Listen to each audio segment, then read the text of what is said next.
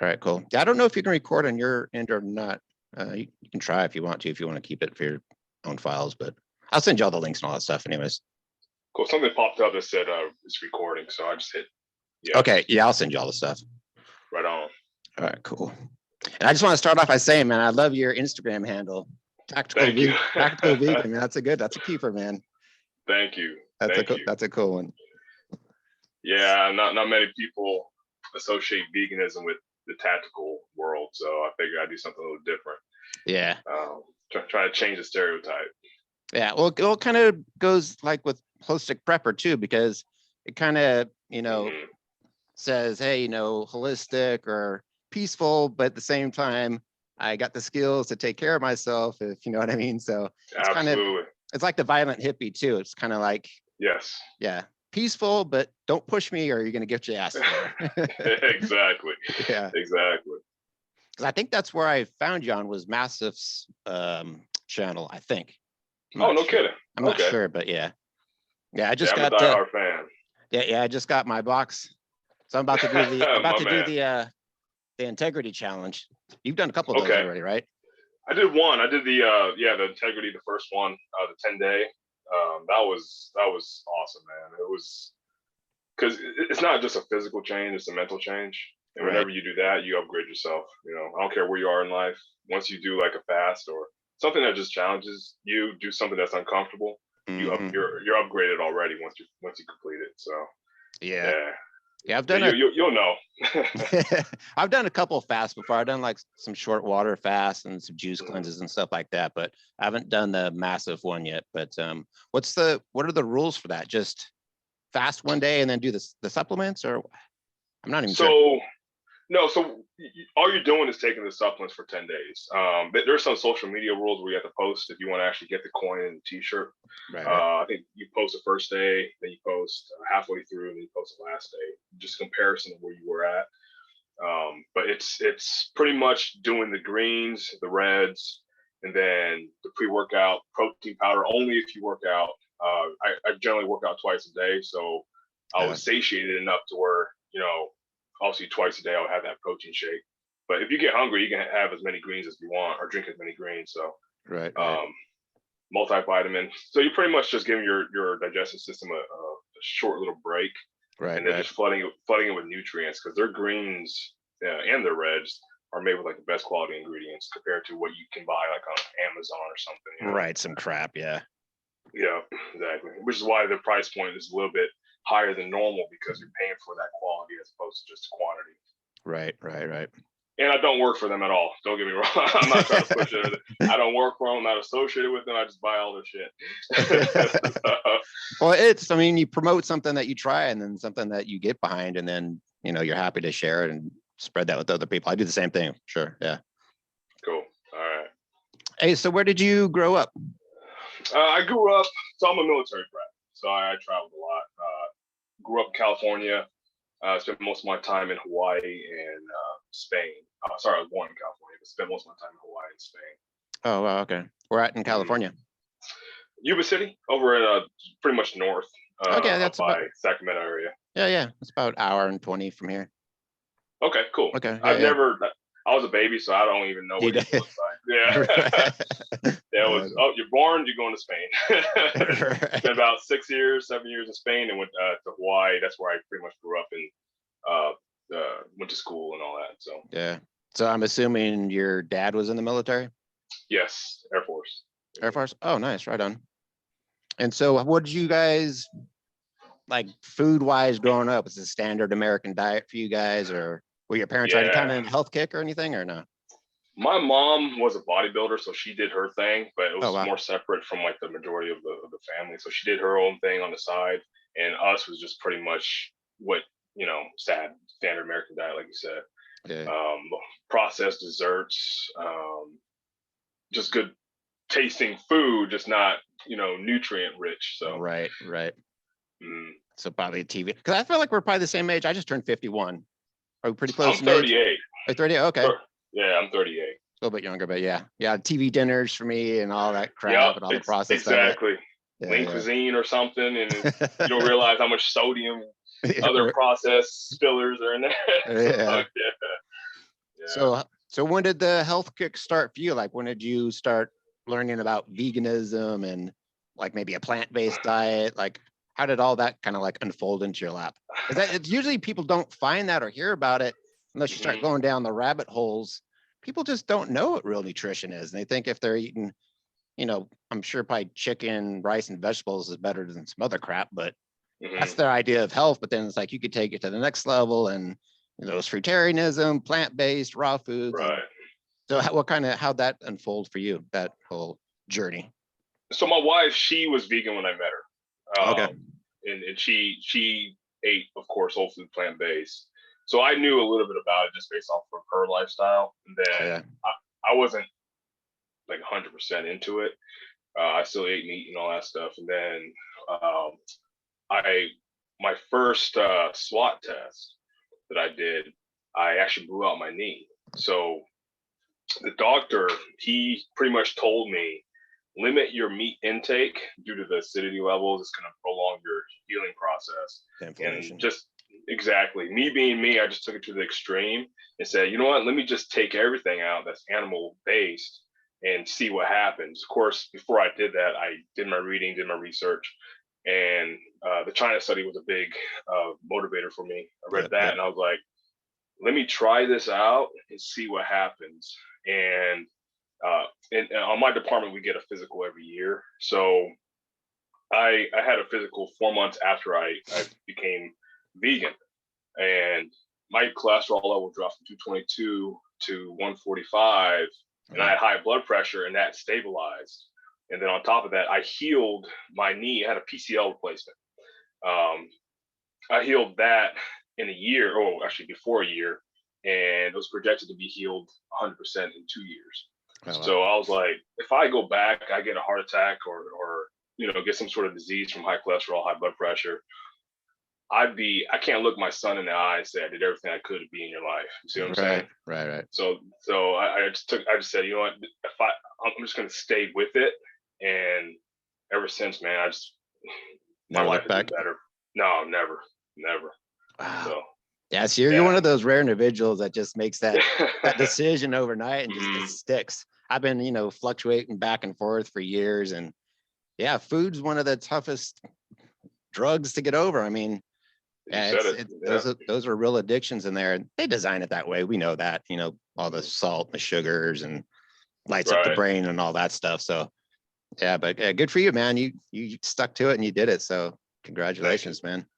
And I'm a big believer in what works for you. My blood test results showed that this is working for me. When the doctor is saying, dude, you're healthy, you're too healthy. You know what I mean?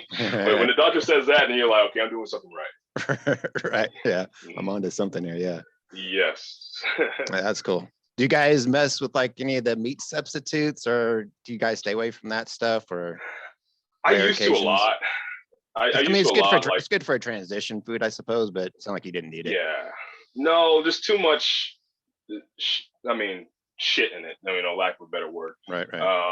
I do a little bit of it, but not. I stay away from the Beyond Burgers, Impossible Burgers. If I decide to do that, it would be more like a cheat meal type of thing. It's not like an everyday thing. Basically, I eat a huge salad every day. That's pretty much my main meal is a huge salad. And I'll throw like tofu, tempeh. Sometimes I'll throw like some of that the processed vegan chicken or something in there. But it's rare, man, because it's no different than if you're eating animal-based products. You have your organic grass-fed as opposed to the shit you buy at a regular grocery store that tends to be cheaper. You're paying for those pretty much your disease. That's what you're paying for. No different than veganism. If you buy all that processed junk, you're paying for the disease in the future. And like I said, I can't look my son in the eye and say I did everything I could to be in your life if I'm eating shit. Right. Yeah. Yeah. Being a good example for your kids. How old's your son? He's 8 years old. 8. Yeah. My son just turned 12 and my daughter's turning 16 next week. So nice. Happy birthday to both of them. Right on. Thanks. Yeah, no problem. Yeah, I don't. I try not to mess with the fake meat stuff, but my wife, she's not fully on board with it. And like I said, I kind of Mhm. fluctuate from time to time. So, but I try not to, yeah, like I said, it's just highly more processed crap. Right. I mean, maybe it's good, morally for the animals, ethically, but then you hear people argue like, well, even that processed stuff is killing a tons of animals and the making of it and all this stuff. So it's not really that sustainable. So I don't know. Right. I try not to get lost in the weeds of that stuff too much, but Yeah, me neither, man. Everybody's gonna find something. That's what it comes down to. Because you'll see a lot of like social media posts comparing like grass-fed beef to an Impossible Burger or Beyond Burger, and it's just like you can't compare those two. That's two different things. If you're gonna right, compare something that has low to no chemicals or fillers, do the same thing on the vegan side. Now we can right, start having an argument. You know what I mean?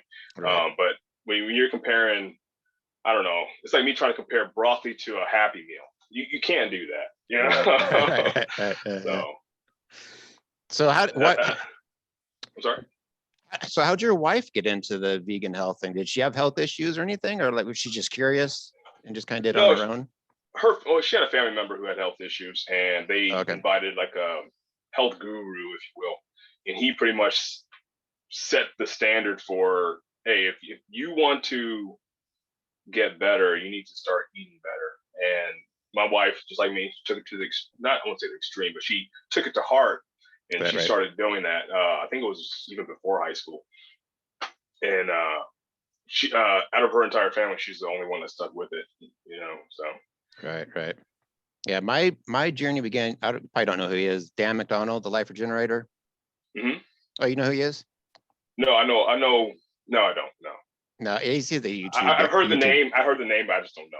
Yeah. Yeah, he's a YouTube guy, and that kind of was my path, my journey. Because I looked up wheatgrass on YouTube or something, went down the rabbit hole, and that hmm opened me up to like raw foods, detoxification, how the body heals itself, and from there on, it's just it's been a Yep. never-ending journey, but a good one. But hmm yeah, Yeah, um, I've been dabbling in a lot of the prepping aspects and health and YouTube and all that, and all these names pop into my mind. I just haven't really studied them. So yeah. Oh, there's so many gurus out there. Yeah, mm, yeah. I just started not too long ago getting into kind of my prepping, kind of survivalism kind of journey because smart.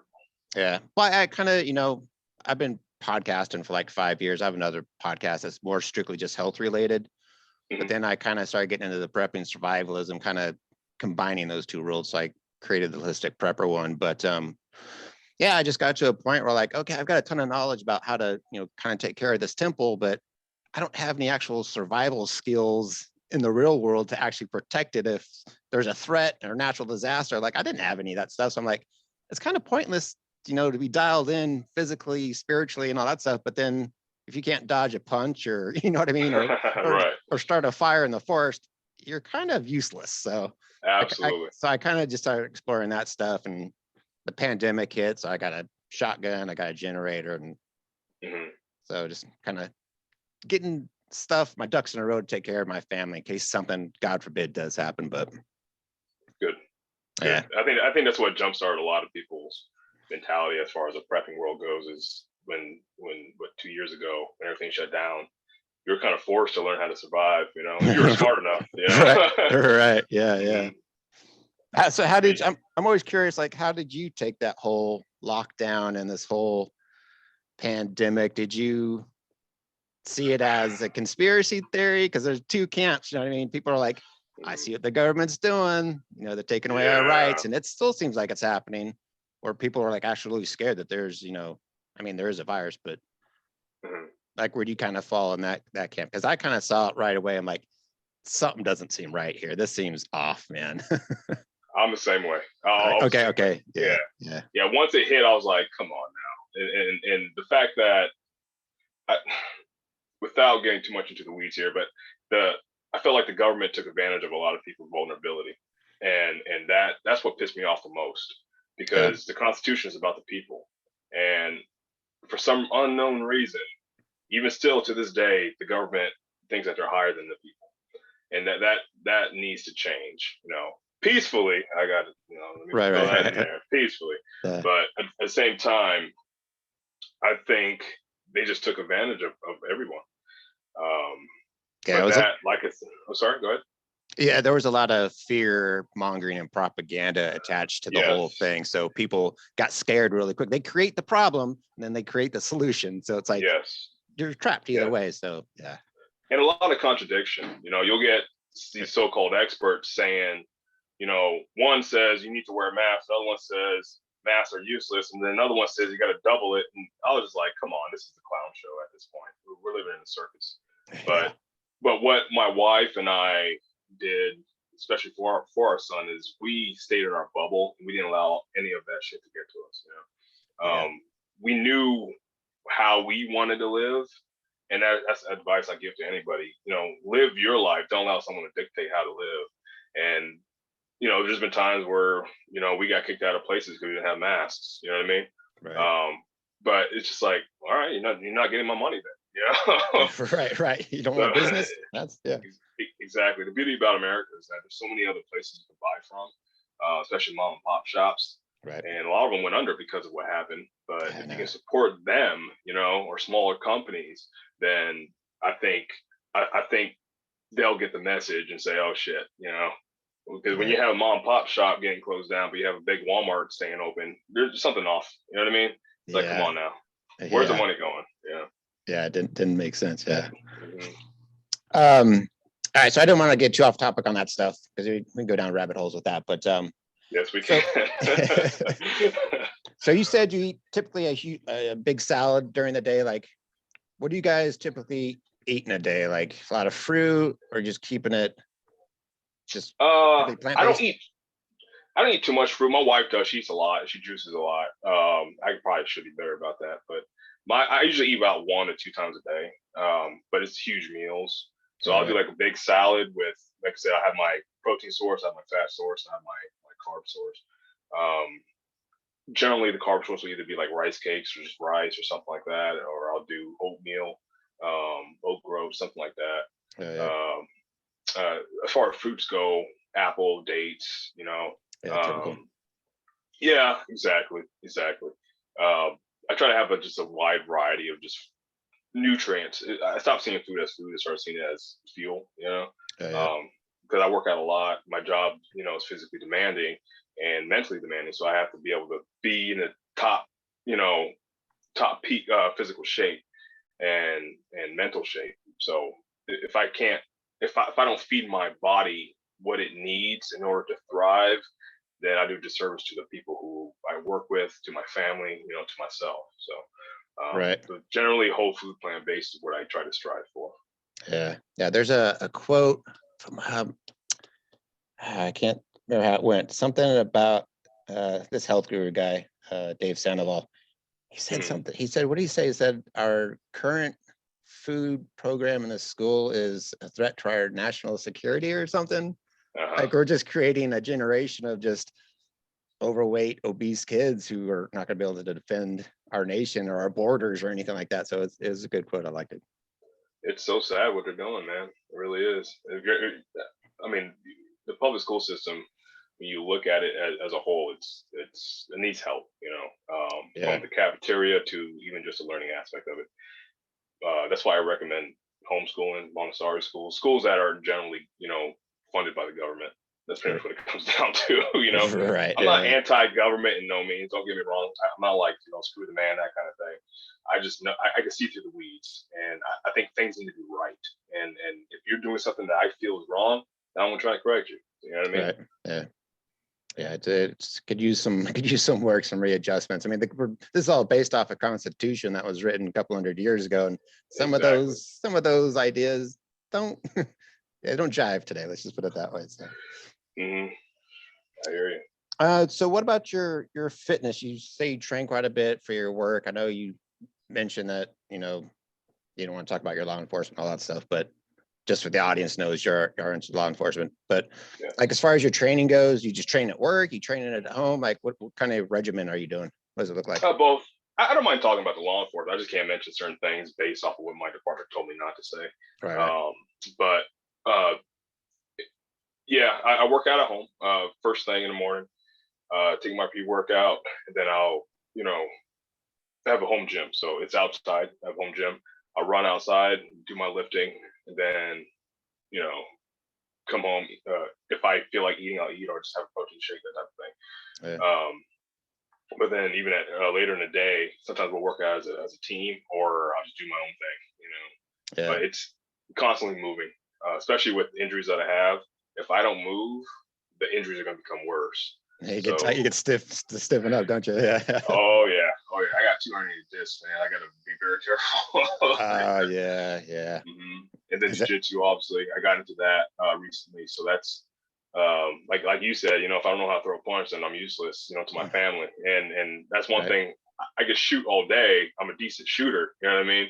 But you take away my guns, what am I going to do now? So I was like, I need to get into jiu-jitsu. My son's doing it, so how come I'm not doing it? So sure enough, I started it. Bill's Brothers, I'll give a little shout out to them. Great small gym that's starting to make some headway here. So, and that's there in Vegas. Yes, in Las Vegas. Yeah. It's been about 12 years.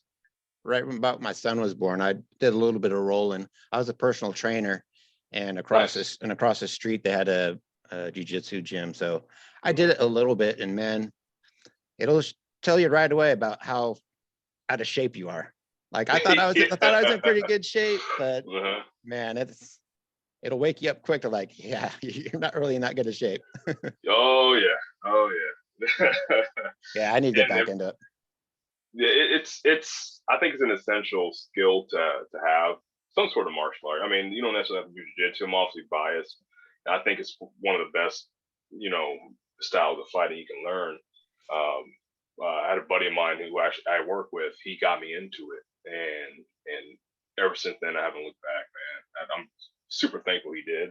Yeah. Just because it made me, as you know, Tim Kennedy would say, it makes you harder to kill, and that's kind of the goal here now. You know, especially after the last few years, you want to be harder to kill, and that's not just through getting killed by somebody else, but even through your nutrition. You know, what you feed your body, what you feed your mind. Are you reading a book every day? You know, are you meditating? You know, are you practicing?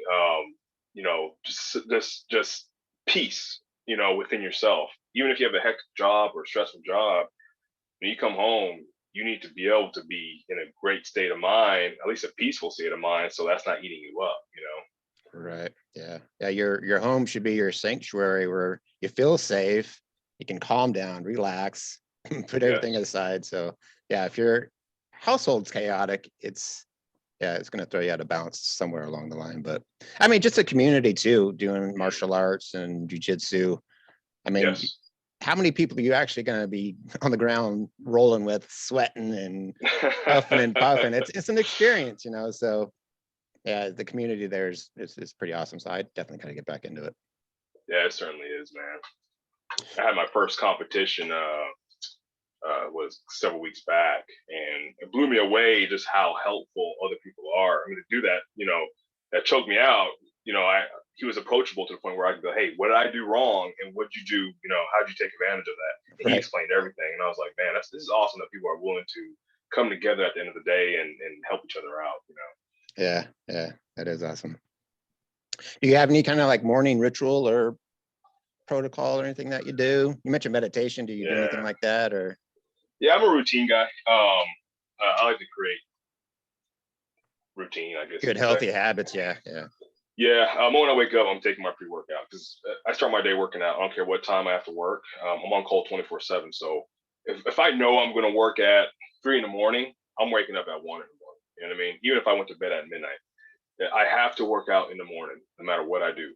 I think that sets the precedence of the day, you know, the atmosphere. So I take my pre-workout. It takes about 30 minutes or so to kick in. And then usually during that time, either meditating or I'll play video games. It depends on how I feel. And then I'll go out, work out, do my thing. But jiu-jitsu usually starts around 6 a.m. So I'll be up at 4 in the morning, work out all the way up until about, you know, 5:30, 5:45, then head straight to jiu-jitsu. And then I get my other workout there and then come home. Like I said, so I feel my body, or I'll just be outside, you know, go helping my wife in the garden or doing some sort of labor work for her. That's another workout if you think about it, especially in Vegas when it's 110 degrees. Right. But yeah, and then that's pretty much my morning right there. And then if I get called out, I get called out to my job, or I'll just do something prepping related. We had mulch delivered to our house a few months back, and it's just been logs, tree logs, just lying everywhere. So I've been collecting those, and in case power goes out, I can have a wood fire oven, so I can easily start that, or I can if it just gets cold in the winter, I now have a heat source. Right. So yeah, you guys. Sorry, go ahead. Yeah, you guys got the. I've seen some of the photos. You guys got like the little garden going on there. You guys are starting to plant your own things and all that stuff. So that's kind of cool. Yeah, that's all her, man. She's been on it. We had a quarter of an acre prior to this house, and then she started gardening. Well, she didn't start there, but it started getting bigger there. And then we just had the crazy idea of getting a bigger property, and we ended up getting an acre. And then our neighbor approached us to sell his acre, and we were like, yeah, we'll take it. So now we have 2 acres, and 1 acre dedicated to just pretty much her craft, which is gardening. That's her. Right. She needs help, I'll help her. But you ask me any questions about gardening, I'll be like, yeah, you got to refer to her. The Vixen Garden is her handle on Instagram. That's who you need to talk to, because don't ask me. I had 2 green thumbs right here, buddy. My man. Yeah, we had a garden in our backyard in the corner, and I just referred to it as this where things go to die. Well, like you said, it gets hot here too in Livermore, and if you miss a day or 2 watering, man, it's a wrap. Yeah, it is. It'll just dry up. So it's saying here we got about 10 minutes, so we're gonna start wrapping this up. We could always do a part 2 or something, but I just kind of wanted to get your thoughts closing here.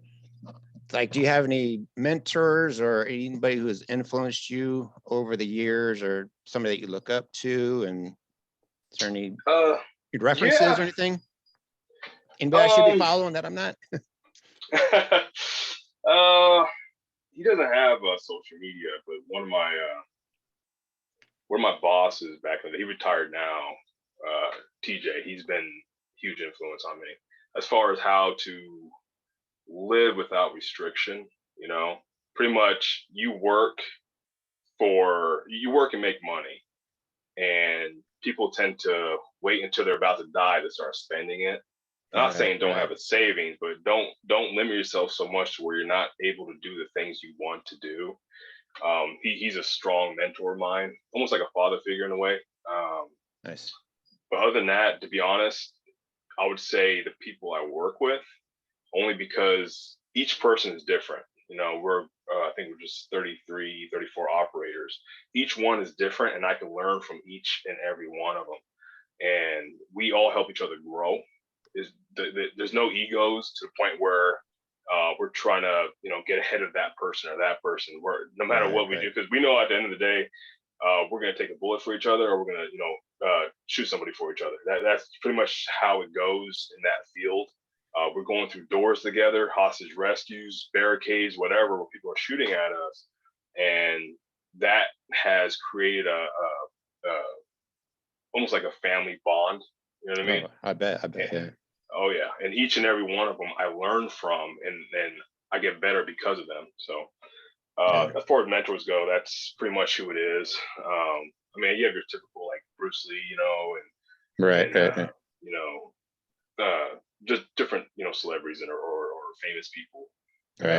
Jim Rohn, Les Brown, Dave Ramsey. Just certain people you can just take bits and pieces from and improve your life.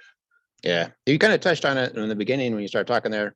Don't live your life not spending your money. It's like a lot of people get paralyzed too about the fear of the unknown, and that's something that plagues me from time to time too. Is like I want to change something in my life, but I'm afraid because I've never been down that road before, so it's scary, and that can paralyze you and keep you from even trying it. And then I've realized that once you step through the door, get past that fear, you realize, wait a minute. This whole time I was afraid of trying this, and like it was all in my head. All the fear was in my head. And once you realize and do it, you're like, this is all made up. This wasn't even real.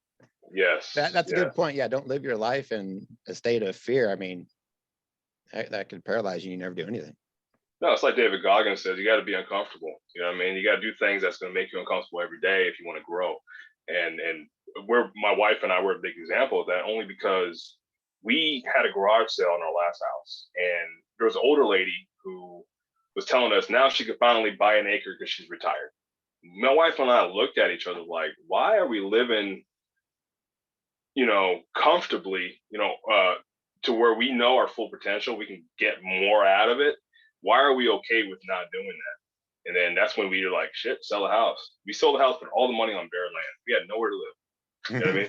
Yeah. And then eventually, now look at us. Not to brag, more to teach, is that if you make certain sacrifices, or you become comfortable with the uncomfortable, like you said, great things are going to happen. Right. And the growth. Yeah. Yeah, exactly. And unfortunately, a lot of people are so okay with being ordinary.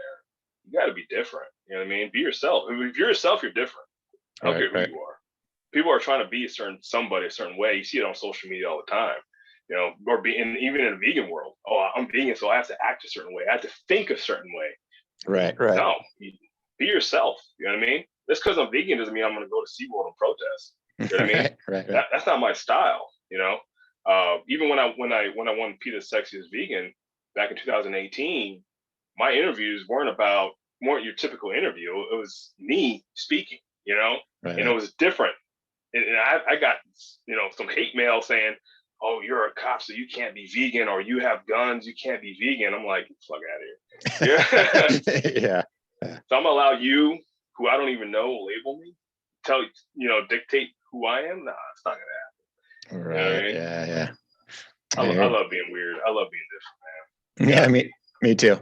I was wearing during the pandemic when we had to mask up, I got a Bane mask from the Batman movie. I'd wear that in public, and my wife would be so embarrassed. Well, if we're gonna wear a mask, man, I might as well the coolest one in town. Absolutely. Yeah. That's funny. All right, so we got to wrap this up. Yes, sir. It's been great connecting with you. If you want to do this Likewise. again, I'm always available. If people want to follow you or connect with you, what would be the best way? Just Instagram. That's all I have. So tactical.vegan is my handle. So Okay. That's it. Yeah, nothing else. And no TikTok, no Facebook, none of that stuff. Yeah, it took a long time to get me on Instagram, and I'm staying away from Twitter. I don't need any more social devices, man. It takes up enough of my time. Yeah. And if they want to learn about gardening, obviously my wife, the Vixen Garden. That's hers. Okay. Yep. All right, cool. Well, this was fun, man. I appreciate it, brother. Thanks for giving me a few minutes of your time and talking, and likewise. Spread the love, man. That's all we're trying to do here. Likewise, man. Just motivate others, man. There you go. All right, so I'll send you all the links. I'll be in touch, and then I'll connect with you. Yes, sir. All right. Thanks, sir. All right, bye-bye. All right. Are you still there? Oh, no, he left.